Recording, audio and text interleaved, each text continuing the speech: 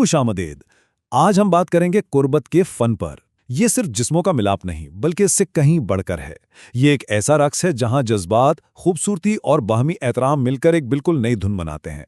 तो आइए इस दिलकश सफर का आगाज करते हैं और इस फन के कुछ राजों से पर्दा उठाते हैं। तो अक्सर ये सवाल जहन में आता है कि इन खास लम्हात को एक आम तजर्बे से बढ़कर एक ऐसी यादगार याद कैसे बनाया जाए जो हमेशा साथ रहे। आज हम मिलकर इसी सवाल का जवाब ढूंढेंगे और एक ऐसे अंदाज को दरियाफ्त करेंगे जो रिश्ते को एक नई और गहरी मानवीयत दे सकता है। तो आज हम क्या क्या देखने वाले हैं? हमें एक दिलकश तारुफ से शुरुआत करेंगे, फिर उसके बुनियादी अंदाज की खूबसूरती को समझेंगे, कुछ नए और दिलचस्प जावियों पर भी नज़र डालेंगे, उसके फ़ायदे जानेंगे और हाँ, आखिर में कुछ बहुत ज़रूरी बातों पर भी बात करेंगे ताकि ये तजुर्बा हमेशा महफूज और खुशगवार रहे। तो चलें शुरू करते हैं एक दिलकश तारुफ से।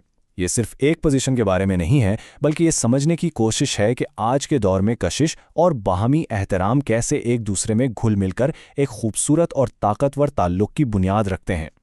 अच्छा, अब बात करते हैं इसकी बुनियाद की, क्योंकि किसी भी फ़न की तरह इसकी असल खूबसूरती भी इसकी सादगी और तवाज़ुन में ही छुपी होती है। आइए इस बुनियादी अंदाज की नज़ाकत को समझते हैं। तो इस अंदाज की शुरुआत एक खूबसूरत तवाज़ुन से होती है। खातून अपने हाथों और घुटनों पर आती हैं, अपनी कमर को सीधा रखते हुए या इसमें हल्का सा दिलकश खम देते हुए, और फिर मर्द पीछे से इसी रिदम को बरकरार रखते हुए इस रक्स में शामिल होता है। यही वो बुनियादी शक्ल है जिसकी सादगी में एक बेपनाह कशिश है। लेकिन असल जादू तो तब शुरू होता है जब आप इस बुनियादी कैनवस पर अपने रंग भरते हैं।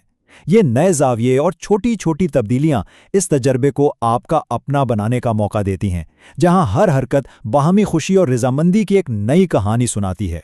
मिसाल के तौर पर एक छोटी सी तब्दीली जिसे क्राउचिंग कहते हैं, उसमें खातून अपने सीने और कंधों को बिस्तर पर टिका लेती हैं।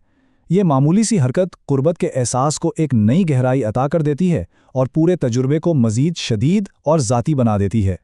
और यहाँ बाहमी हामाहंगी एक बहुत ही खूबसूरत शक्ल इख्तियार कर लेती है। मर्द नरमी से खातून के कूलों को थामकर एक मुश्तरका रिदम तलाश कर सकता है। यहाँ कंट्रोल का मतलब काबू पाना नहीं, बल्कि एक साथ एक ही धुन पर रक्स करने का एक हुसीन मौका है।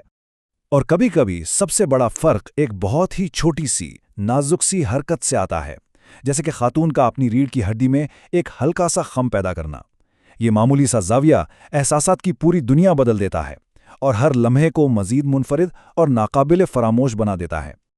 तो आखिर इस अंदाज को इतना पसंद क्यों किया जाता है? इसमें ऐसी क्या खास बात है? आइए अब इन फवाइद पर बात करते हैं जो इस कुर्बत को इतना खास बनाते हैं, क्योंकि ये सिर्फ जिस्मानी लज्जत से कहीं बढ़कर है। देखें, इस अंदाज की खूबसूरती ये है कि ये गहराई पर मुकम्मल कंट्रोल देता है, जिससे बाहमी एतमाद और सुकून बढ़ता है। इसे जी स्पॉट तक रसाई के लिए एक बेहतरीन जाविया भी माना जाता है और हमल के दौरान भी ये अक्सर एक बहुत महफूज और आरामदेह ऑप्शन साबित होता है। तो यह हर लिहाज से खास है। जाहिर है, जहाँ इतनी कुर्बत हो वहाँ ख्याल और एहतियात सबसे अहम हो जाते हैं। ये कोई पाबंदियाँ नहीं है, बल्कि ये बाहमी एतमाद और एहतराम को यकीनी बनाने के लिए कुछ रहनुमा उसूल हैं। एक बात हमेशा जहन में रहनी चाहिए कि हर शुरुआत नरमी और तहम्मुल से होनी चाहिए। खातून की कमर पर गैर ज़रूरी दबाव डालने से गुरेज करें, और सबसे अहम, आपके दरमियान बातचीत का रिश्ता हमेशा खुला रहे।